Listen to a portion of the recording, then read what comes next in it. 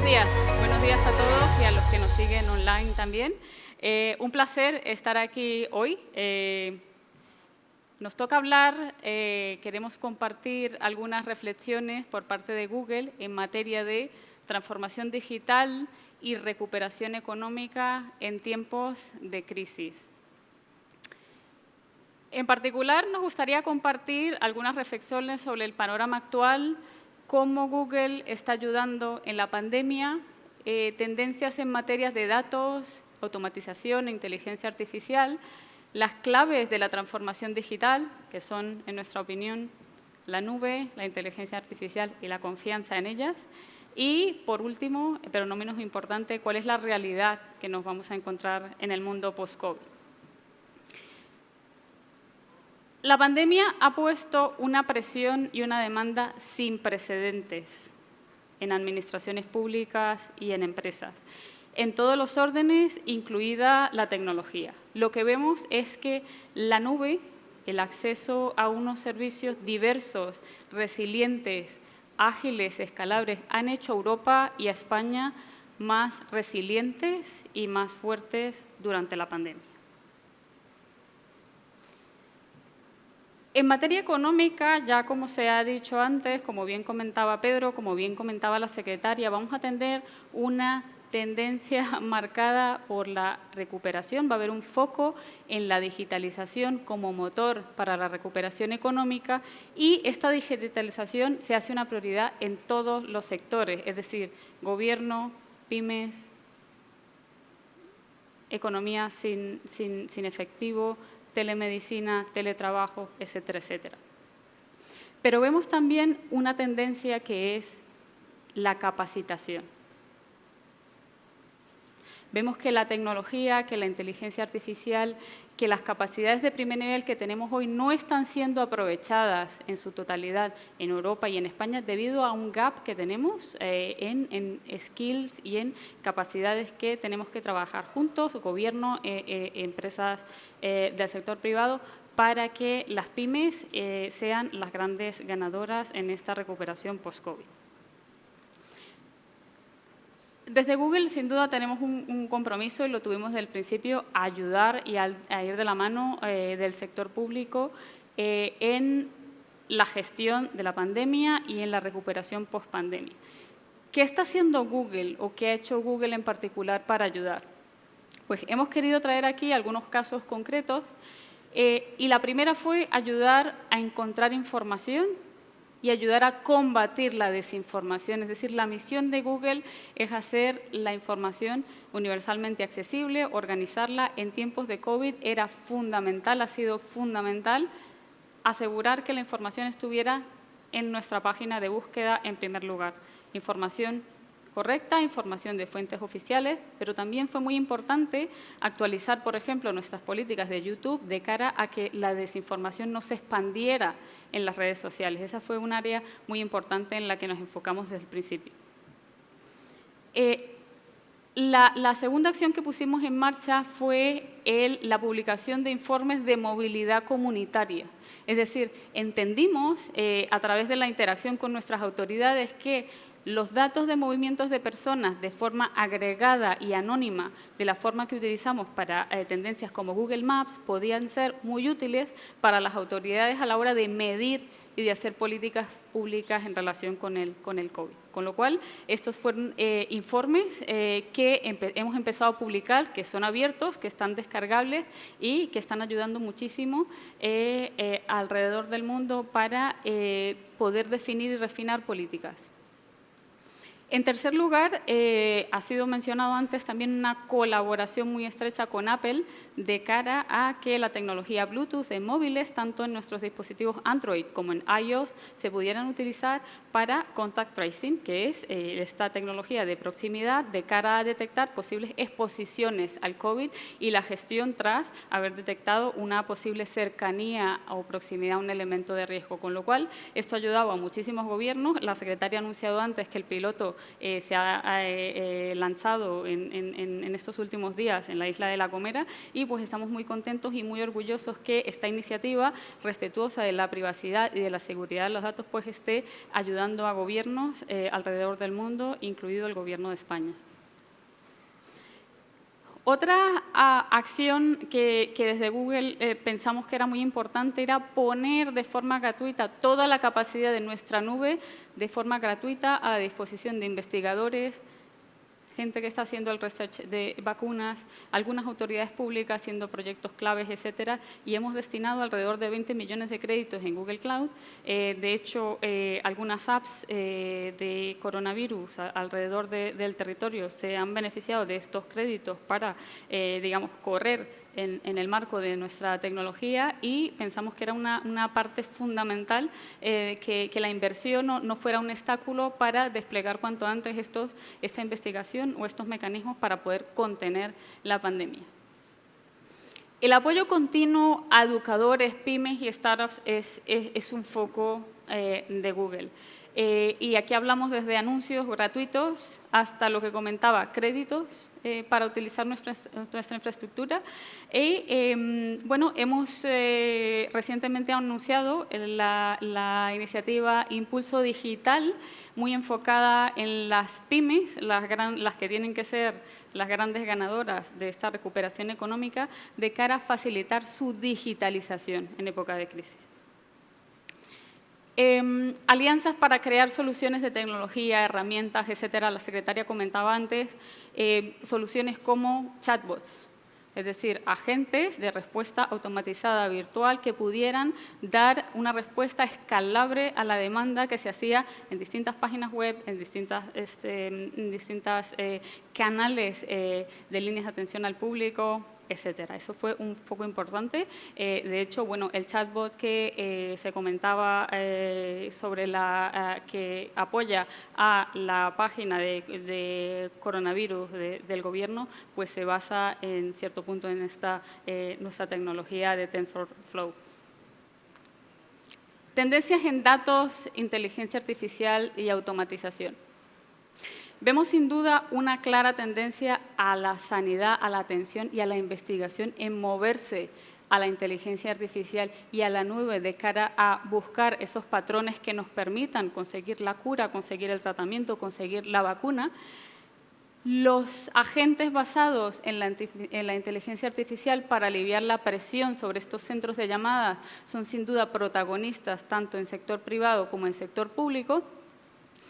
Pero hay también aplicaciones de inteligencia artificial que son muy interesantes y que están ocurriendo. Por ejemplo, voy a mencionar en la iniciativa Emergent, a la que Google se ha unido. Es una iniciativa que está liderando Rolls-Royce y se trata de unir a varios de los mejores data scientists alrededor del mundo de cara a unir ideas para la recuperación económica. Es decir, vamos a analizar tendencias económicas, vamos a analizar datos, vamos a analizar sentimiento colectivo de cara a crear estas ideas y herramientas que puedan informar esta recuperación económica, por un lado, y por otro lado lo que se quiere es detectar patrones de recuperación que puedan generar confianza en los mercados, que puedan generar confianza en los estados de cara a atraer inversión. Con lo cual, es otra aplicación de inteligencia artificial en la recuperación económica post-COVID. Vemos varias claves que aquí se han apuntado ya para tener éxito en el Machine Learning. Por un lado, tenemos grandes cantidades de datos. Google es un gran defensor del Open Data. Hemos publicado cerca de 40 millones de imágenes, muchas de ellas con ya un tagging humano para poder informarlas a un modelo. También somos defensores del software libre, del software abierto, herramientas como TensorFlow, que son las propias herramientas que Google utiliza para sus desarrollos, para su innovación, para sus operaciones, son de código abierto y están disponibles para que cualquiera pueda hacer uso de ellas. Se necesita también como ingrediente para tener éxito en el Machine Learning, como sabemos, una computación muy potente, y tenemos en el mercado herramientas súper potentes y computación súper potente, incluida la de Google Cloud.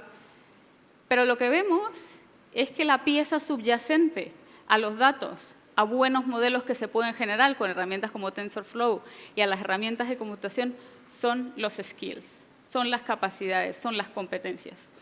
En la medida que las empresas y los profesionales no desarrollen estas capacidades en inteligencia artificial, en machine learning, en cloud computing, en data analytics, esta transformación digital y esta recuperación económica en la manera que la queremos no se va a poder producir.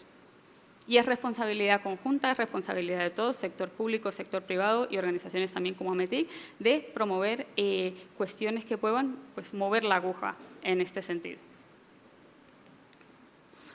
Esto me lleva a hablar de las claves en concreto para esta transformación digital a través de la nube, de la inteligencia artificial. Y me lleva a hablar de la confianza. Cuando hablamos de inteligencia artificial, como bien se ha dicho, se ha comentado antes, nos vienen a la mente muchas cuestiones, muchas oportunidades, muchos riesgos al mismo tiempo. Explicabilidad, sesgos. En Google queremos ser un actor responsable en este sentido y hace un par de años fuimos pioneros en la publicación de una serie de principios que pensamos que tienen que guiar la actuación en materia de desarrollos en inteligencia artificial. Los voy a comentar brevemente. El primero de ellos es que la inteligencia artificial debería tener un beneficio social. El segundo es que debemos evitar crear o reforzar los sesgos injustos que comentabas, Isabel. El tercero, que tiene que estar construida, y no solo eso, sino probada para la seguridad. También tiene que ser responsable frente a las personas, tiene que ser accountable, tienes que saber por qué ha ocurrido esa decisión que te afecta o que tiene unos efectos, bien jurídicos o no, sobre ti. Quinto, debemos incorporar principios de privacidad por defecto y desde el diseño. Sexto, debemos mantener altos estándares de excelencia científica, como no puede ser de otra manera. Y séptimo, por supuesto, esto debe estar disponible para usos de acuerdo con los anteriores principios. Hay ciertas cosas que no buscaremos y no apoyaremos en materia de inteligencia artificial, como casos de uso que sean probables de causar un daño general, propósitos directos de daño, vigilancia o surveillance en violación de normas internacionales aceptadas de los derechos humanos, contravención del derecho internacional. Ahora bien, si hablamos de cómo pensamos la nube de Google, yo me atrevería a resaltar 3 componentes de los muchos que puedo resaltar. Me centraría en 3 pilares. El primero, la inteligencia. Como he comentado antes, esta inteligencia por defecto de la nube de Google está orientada y guiada por estos principios. Pero la segunda es la confianza. Y por confianza me refiero a privacidad, seguridad, cumplimiento normativo. También una pieza importante es la sostenibilidad. Cuando hablo de seguridad, privacidad y cumplimiento, me refiero a que esto es la primera consideración en todo lo que hacemos en Google Cloud. Seguridad lógica, cifrado robusto, controles de acceso, seguridad física, seguridad del personal, resiliencia, transparencia.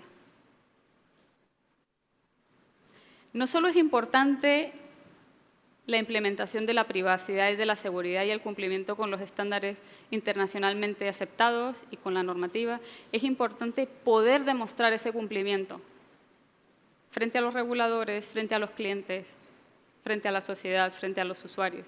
Por esto es importante tener verificación y auditorías independientes de todas estas prácticas. Por dar un ejemplo de la escala del compromiso y de la inversión que hacemos en Google Cloud en este sentido, el año pasado auditamos 2 millones de instancias de controles en materia de privacidad y seguridad. Es una escala muy importante, es una inversión muy importante y lo más interesante quizás es que nuestro concepto es que estas capacidades de cumplimiento de seguridad y de privacidad tienen que estar disponibles por defecto, tienen que estar disponibles en esa nube como un servicio más. En España destacamos, por ejemplo, el Reglamento General de Protección de Datos y el Esquema Nacional de Seguridad. Es decir, hemos hecho que sea extremadamente fácil para nuestros clientes, dentro de lo fácil que puede ser una jornada de cumplimiento, pues a ajustarse a estas normas. No menos importante resulta la sostenibilidad.